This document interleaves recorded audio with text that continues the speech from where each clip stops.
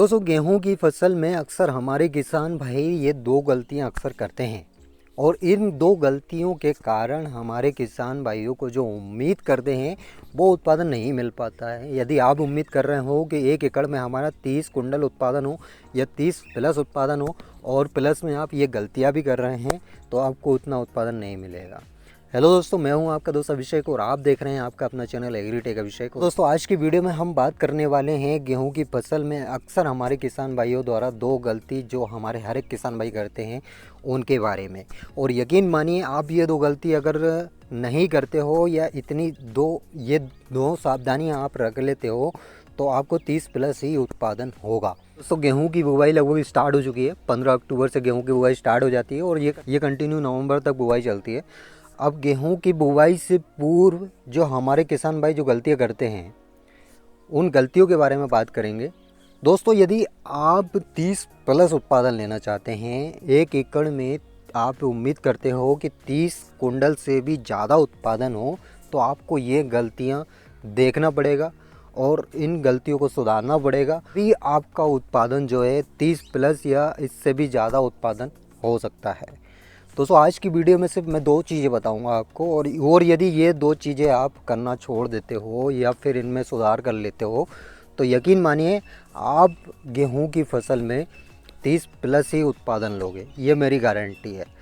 अक्सर हमारे किसान भाई ऐसी ऐसी गलतियां करते हैं जो हमको नहीं दिखती है, लेकिन अक्सर वो गलतियां दोहराते हैं और उस वजह से हमारे किसान भाइयों को उतना उत्पादन नहीं मिल पाता जितना हम उम्मीद करते हैं। हालांकि मेहनत सब कर रहे हैं, मेहनत हर एक चीज़ में करते हैं हमारे किसान भाई, चाहे कोई सी भी फसल हो, गेहूं हो, चना हो, सोयाबीन हो, सब में मेहनत करते हैं, लेकिन गलतियां दोहराते जाते हैं। तो इस वजह से कहीं ना कहीं उत्पादन हमारा नहीं मिल पाता, जो हम सोचते हैं वो उत्पादन हमको नहीं मिल पाता। तो अब वो कौन सी गलतियां हैं उसके बारे में आज की वीडियो में मैं बताऊंगा। और इससे पहले दोस्तों यदि चैनल पे पहली बार आए हो और अभी तक चैनल सब्सक्राइब नहीं किया है, चैनल को जरूर सब्सक्राइब कर लें, साथ ही बेल आइकन को प्रेस कर लें ताकि कृषि से जुड़ी सारी जानकारी आपको समय पर मिल सके। सबसे पहले तो दोस्तों हम सबको पता है कि 15 अक्टूबर के बाद जो है गेहूँ की बुवाई का समय आ जाता है, मतलब 15 अक्टूबर के बाद गेहूं की बुवाई स्टार्ट हो जाती है।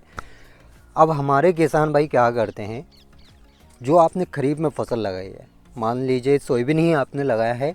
अब सोयाबीन की हार्वेस्टिंग कब हुई आपकी, एक एग्जाम्पल पे मैं आपको समझा दूं। मान लीजिए आपकी 8 अक्टूबर को सोयाबीन की हार्वेस्टिंग हुई है। अब हमारे किसान भाई ने क्या करा, 8 अक्टूबर को उसमें जुताई करी, मतलब वगैरह चलाई उसमें, और इसके बाद एक दिन बाद गेहूं की बुवाई कर दी, जो कि आपको नहीं करना है। सबसे पहले तो आपको ये ध्यान रखना है दोस्तों, बहुत बड़ी चीज़ है दोस्तों, और अगर आप इस पर ध्यान दे लेते हो या थोड़ी सावधानी आप रख लेते हो तो आप यकीन मानिए गेहूं की फसल में एक अच्छा उत्पादन ले सकते हो।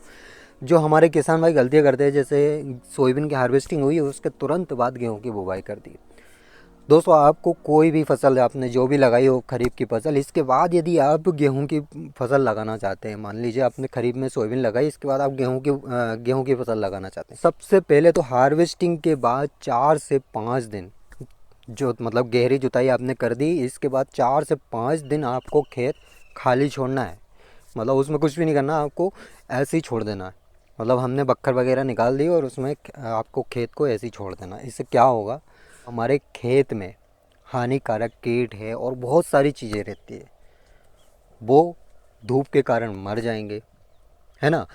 अब ये मैं क्यों बोल रहा हूँ, क्योंकि पिछले 3 साल से ऐसा देखा जा रहा है, जैसे गेहूं की फसल में जड़ माहू आपने देखी होगी, ब्राउन ब्राउन कलर की छोटी छोटी माहू आपने लगी हुई देखी होगी, और नहीं देखी हो तो ये दिख रहा होगा आपको। इस टाइप की जड़ माहू आपने देखी होगी गेहूं की फसल में। ये इसका कारण क्या है, उसका कारण सिर्फ यही है कि हम हमारे खेत को बिल्कुल भी खाली नहीं छोड़ते हैं, जिसकी वजह से जो हानिकारक कीट है और जो भी कुछ है हमारे खेत में वो दूसरी फसल में नुकसान पहुंचाते हैं।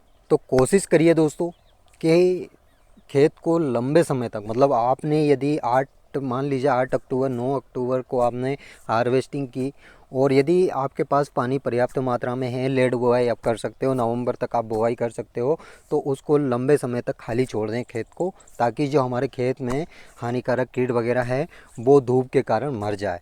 इससे क्या होगा, हमारी आगे आने वाली फसल जो है सेफ रहेगी। मतलब गेहूं की यदि हम बुआई कर रहे हैं तो गेहूं की फसल हमारी सेफ रहेगी, उसमें इतने हानिकारक कीटों का प्रकोप नहीं होगा। ये तो हो गई पहली बात। अब सेकंड बात, अब हमारे किसान भाई जल्दी के चक्कर में क्या करते हैं, सूखे में बुवाई कर देते हैं, ऊपर से पानी चला देते हैं।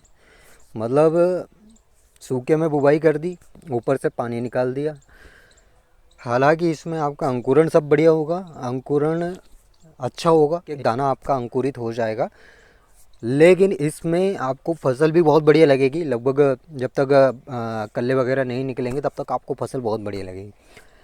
अब यह तरीका है हालांकि सही है, लेकिन इसमें क्या होता है दोस्तों, हमारे गेहूं की लास्ट स्टेज रहती है, मतलब मिल्किंग स्टेज जिसको बोलते हैं, उस समय हमारा गेहूं का पौधा जो है उकसने लगता है। अब यहाँ पे उकस क्यों रहा है, सिर्फ यही कारण है उसका, जो हमने सूखे में बुवाई करी उसके कारण गेहूं का पौधा आपका उकसने लगेगा। इसके अलावा जो हमारी गेहूं की क्वालिटी रहेगी उसमें भी काफ़ी अंतर आपको दिखेगा।